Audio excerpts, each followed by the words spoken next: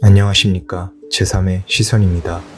오늘 알아볼 이야기는 해양구조대원들 간에 전해지는 금기사항들입니다. 해당 이야기는 실제 심해와 탕류 속에서 활동하는 해양구조대원들의 생존과 안전을 위해 구전되어 왔던 이야기들을 각색하여 만들었으며 미신조장의 의도가 없음을 알려드립니다. 그럼 이야기 시작하겠습니다.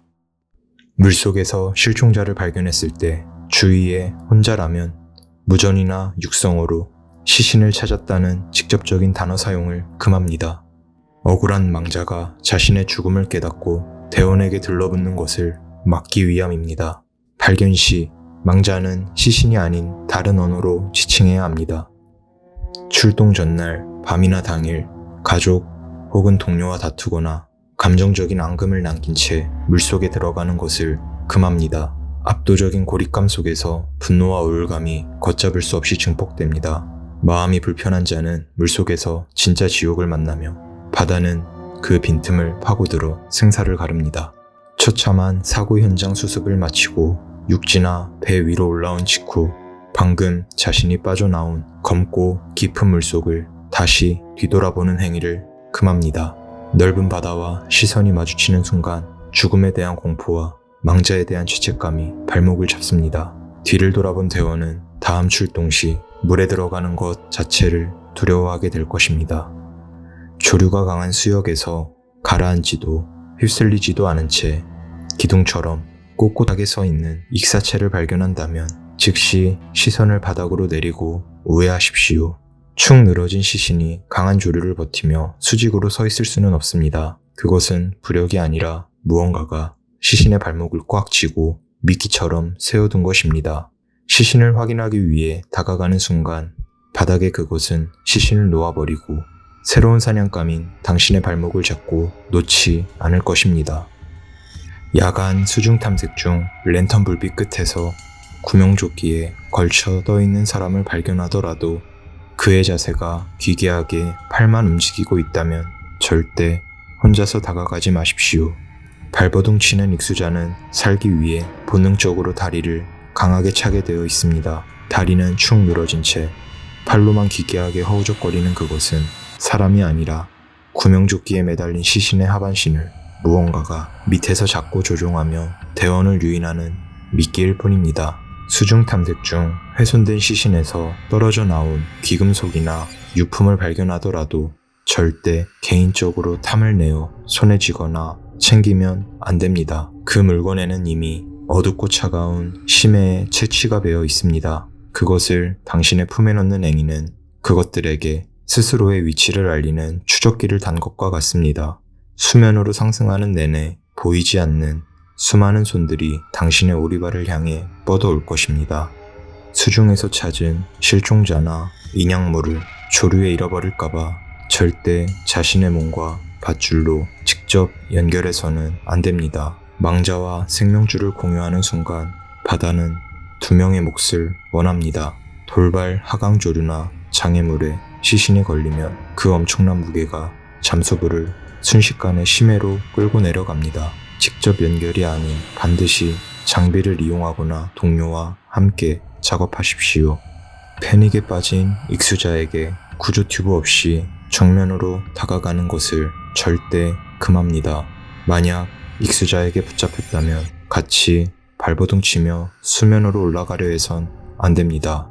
익수자는 살기 위해 당신을 딛고 올라타는 데스허그를 시도할 것입니다. 붙잡혔다면 오히려 익수자를 안고 물속 깊이 잠수하십시오. 숨이 막힌 익수자가 살기 위해 본능적으로 당신을 밀쳐낼 것입니다. 수심 30m 이하의 깊은 물속에서 당신의 몸이 느끼는 상승, 하강 감각을 절대 믿어선 안 됩니다. 오직 다이빙 컴퓨터의 숫자만을 맹신하십시오. 수압으로 인한 질소마취로 인해 당신의 오감은 거짓말을 합니다. 기계를 의심하고 자신의 감각을 믿는 순간 수면이 아닌 끝없는 심해로 추락하여 조용한 죽음을 맞이합니다. 깊은 물속에서 갑자기 기분이 좋아지고 평온해지며 자신의 정신이 멀쩡하다고 확신이 든다면 바로 동료에게 도움을 요청하십시오. 현장에선 절대 편안한 감정이 들 수 없습니다. 그 감정은 질소마취로 인한 착각입니다. 수많은 다이버들이 심각한 질소마취에 걸려 더 깊은 곳을 향해 미소 지은 채 하강하며 돌아오지 못하였습니다. 수심 깊은 곳을 수색 중 같이 가요 따위의 또렷한 환청이 들리더라도 절대 반응하거나 그곳으로 향해선 안 됩니다.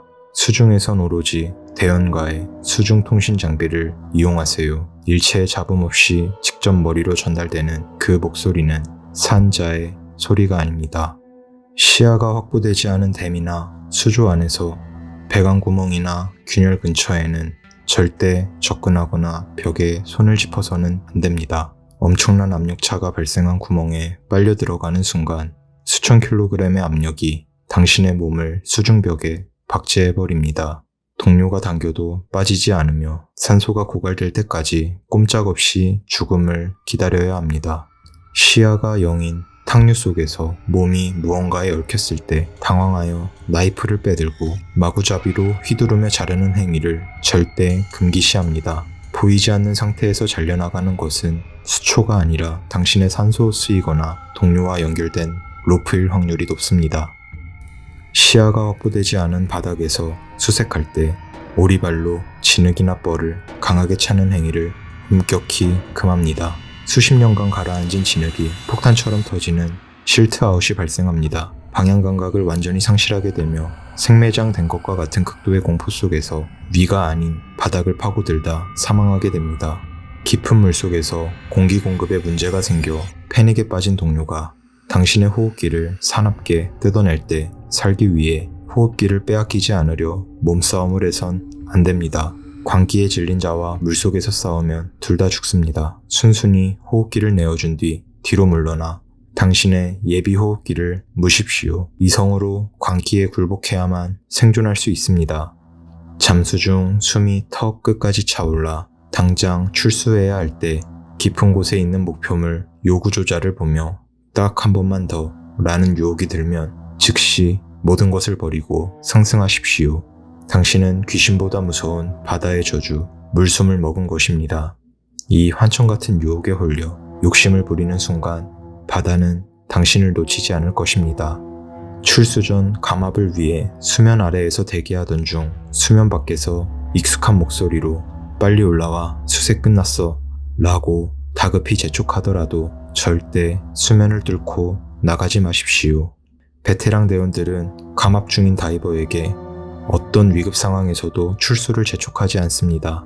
그것은 당신의 혈액 속 질소가 팽창해 잠수병으로 고통스럽게 죽어가기를 바라는 수면 위 그것들의 교묘한 속삭임이자 환청입니다. 오늘 제3의 시선에서 준비한 이야기는 여기까지입니다. 오늘 들려드린 이야기들은 해양 구조대 간의 극한 상황 속에서 전해지는 구전들을 각색한 것으로 어떠한 미신을 조장하려는 의도가 없음을 다시 한번 밝힙니다.